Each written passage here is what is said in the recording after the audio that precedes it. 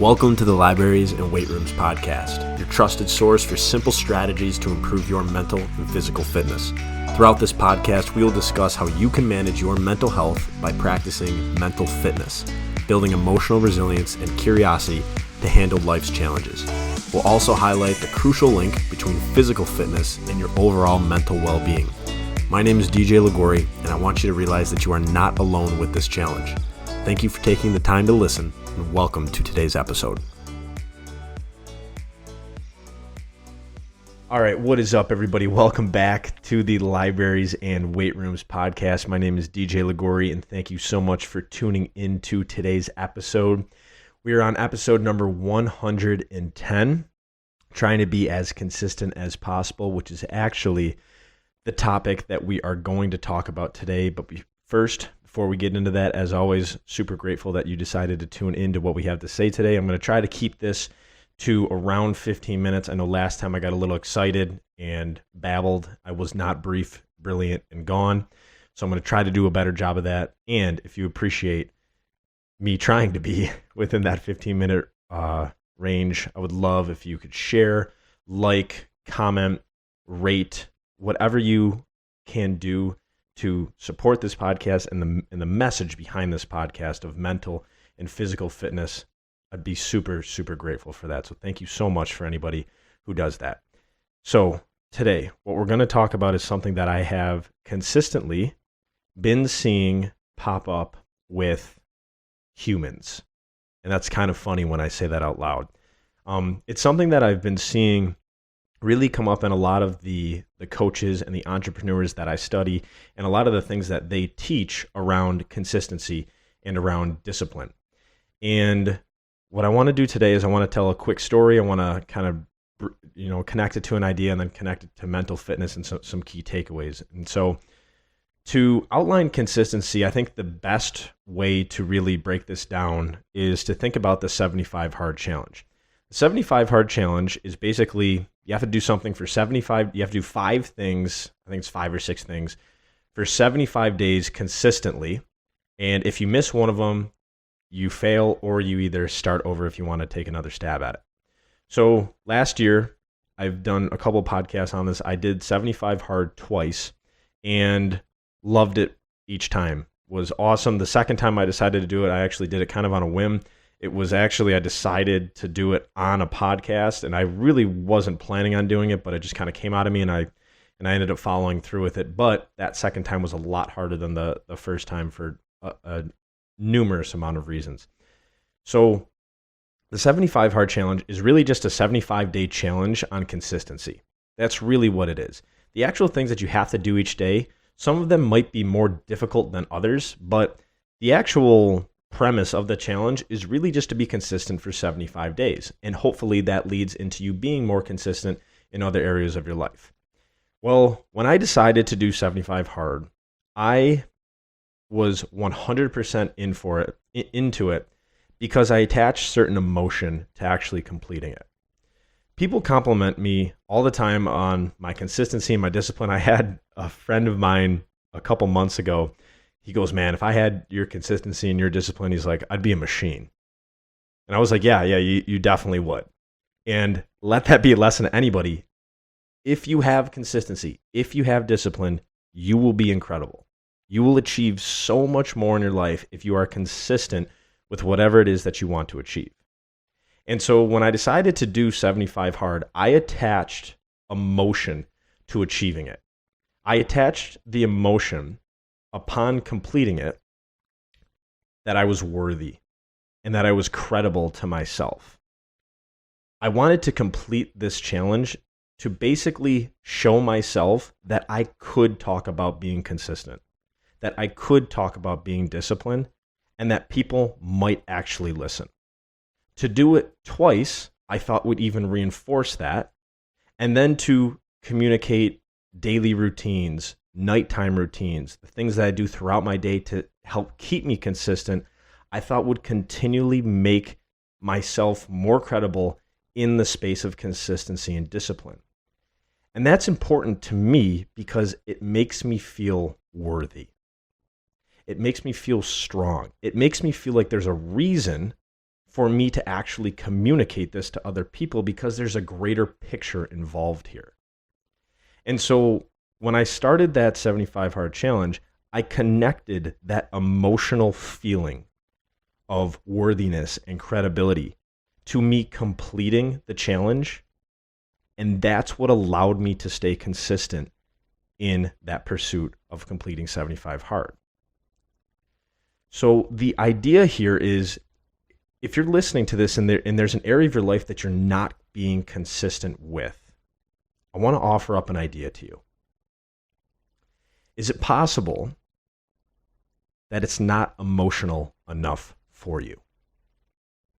You haven't created enough emotional tension and feeling of what it would be like to be consistent in that area and achieve whatever result you're working towards in the process of being consistent and working towards that feeling, that's why you're actually lacking the consistency. If it's important enough to you, you will figure out a way to achieve it, because that emotion becomes so important to you that you will stop at nothing to get it. See, the one thing that I consistently keep seeing this is humans do things to experience emotions. We want to feel something good. That's why we do certain things. We make money in order to feel free. We get in a relationship in order to feel connected. We're constantly doing things in order to feel something. And so if it's important enough to you, based upon that emotion that you connect to being whatever it is that you're consistent with, you're going to figure out a way to achieve it. And so if it's not emotional enough to you, if there isn't a strong enough feeling pulling you through that consistent process to eventually getting to that destination, you're going to get what you tolerate. You're going to get those days of, you know what, hey, I'll take a day off and I'll get back at it tomorrow. And then you don't get back at it tomorrow and you say, you know what, I'll get back at it next week. And you don't get back at it next week. And then you maybe push it off for a month or so. And then it never really ever becomes a part of your life. When we start to lack consistency, that's when it then starts to compound. And so one of the things that I think is super important here to be aware of is, in our pursuit to be consistent, sometimes we will slip up. We are human beings. We're going to mess up sometimes. Okay? And when we do mess up or we miss something, double your focus at the next opportunity. You become ridiculously consistent because you had that little hiccup, that little obstacle. And when you can see an obstacle coming or a challenge coming, maybe you want to go 30 days without drinking, and your friends say, hey, let's go out this Friday. Ask yourself, what's more important? This obstacle and what it's going to give me, the emotions that it's going to give me, or the emotions that achieving my outcome is going to give me? Remember, we're always searching for those feelings. Whichever feeling is greater, that's where we're going to go. So if we can attach more of an emotional tie to the consistent action, we're going to keep going with it. Is the transformation, which is really the feeling, worth the focus? Is it worth you being consistent? Is it worth the short-term pain for the long-term gain? Now, mental fitness is really about building habits. It's about building mental habits. And it's specifically around building habits with challenge. So when challenge hits you, what is your typical habitual thinking patterns? So for example, when challenge hits you, one of the things you could do is you could go down a very negative pattern and say, I'm not smart enough to overcome this challenge. Challenge always seems to win. here comes the anxiety, here comes the self-doubt, here comes a knock on my self-confidence, here we go again. Right? That could be a pattern of thought. And that pattern of thought can definitely surface a lot when it comes to creating consistent routines in your life, especially if we haven't created enough emotional attachment. That's the pattern of thought we can jump into. Or we can jump into thought where we look at challenge and we say, here's a beautiful opportunity for me to grow. This is the only way I know I'm going to get stronger as a human being. And this is the only way that I'm going to be able to handle more challenges, because life is going to continue to throw them at you, with more emotional resilience, with more curiosity. Here we go. I can't wait. That feels a little bit better. That type of pattern, when developing that consistent routine, is probably going to get you closer to being consistent with whatever you do when you create that type of emotion. Right? So mental fitness, we're creating mental habits around the way that we respond to challenges. So a real life example, when challenge hits me, one of the things that I habitually jump into is I focus on my breathing. I close my eyes and I take 5 very slow, deep breaths. What I'm basically doing is I'm taking my mind from where it was, because it got stressed and it got anxious somewhere, and I'm bringing it back. Come back to me, brother. I'm bringing it back. I'm slowing my thinking down. I'm getting centered, and then I'm going to approach that challenge. That is how I consistently reinforce the habit of my thinking when challenge hits.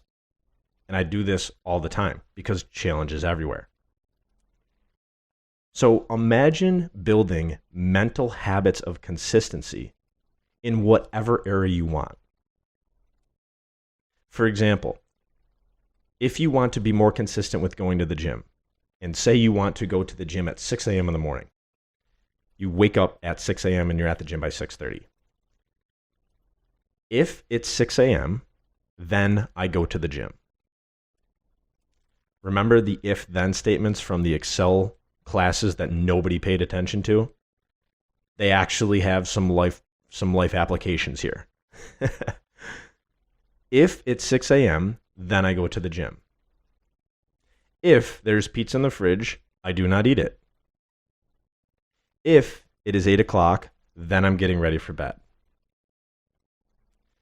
If-then statements are very rational approaches to staying consistent.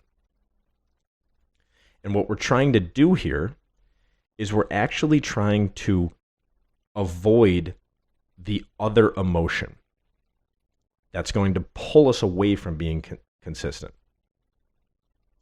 For example, it's 6 a.m. and you're ready to go to the gym. The emotion that you're fighting is comfortability. Because I'll tell you what, that bed feels pretty warm. It's nice and cozy. Nobody really wants to get up and go to the gym, right? You're fighting that emotion of comfortability. Nutrition, right? That pizza tastes really good. We eat as emotional beings. It's pleasure. It's delicious. It's a dopamine hit. Right? That sleep, I want to stay up a little bit later and I want to crank out a couple more episodes of Peaky Blinders or something on Netflix. Right? You have that power, that freedom. You're in control. You're not getting ready for your next day already. You're still holding on to whatever you have of this day. So our consistency gets derailed by these other emotions that we're trying to feel, that we like, that are enjoyable. Now, here's the interesting thing. Mental habits and habits in general are the enemy to procrastination. Habits are the enemy to procrastinating. If you want to stop procrastinating, get yourself in a mental habit. Get yourself in a consistent habit. Create an emotional tie to that habit, and you will avoid being a procrastinator. I guarantee you will. Because that emotion becomes so ingrained. You're so excited to feel that emotion that habit becomes almost second nature. And procrastinating goes right out the window. All right, so in conclusion, I want to wrap this up here. If you're lacking consistency in any area of your life, it's not emotional enough. Start ridiculously small if you want to start being consistent, and attach more emotion to those small steps. Build evidence slowly. And also be happy when you win. Be happy when you do something for 1 day, for 3 days, for a week, for 2 weeks, for a month. Celebrate, be happy. Right? Slowly build evidence around that emotion that you're creating, and that will allow you to develop those habits of consistency. And as you begin to do this, this is when those mental habits will start to develop. And ask yourself, what transformation is worth my focus? What transformation is worth my focus? And to be even more micro on that statement, what feeling is worth my focus? All right, guys, I hope that this helped in all of us trying to be more consistent because consistency will always win. Consistency is the mother of success. That is the one thing that I have seen completely universal with all of these super successful people that I study every single day. They are all consistent as hell. If you want to win, if you want to be ridiculously successful, start creating that emotion and then attach it to being consistent. All right, guys, thank you so much for tuning in to episode number 110. I hope we got some good value out of today's show. If you liked it, like I said in the beginning, like it, share it, rate it. Be consistent with your gratitude for the Libraries and Weight Rooms podcast, because I know I will be consistent with my gratitude towards you. So thank you so much for your time today, and everybody have a great week, and we will talk to all of you soon. We'll see you. Thank you for listening to today's episode of the Libraries and Weight Rooms podcast. If you received something interesting from today's episode, we would kindly appreciate if you could leave us a rating or a review, or even share this podcast with someone you believe needs to hear its message. The Libraries and Weight Rooms brand is a division of our parent company, Acres of Diamonds, where we are on a mission to end mental suffering through mental fitness. If you would like to learn more about our mission and support this cause, please visit our website at www.youracresofdiamonds.com. Take care, keep leading, and we will talk to you soon.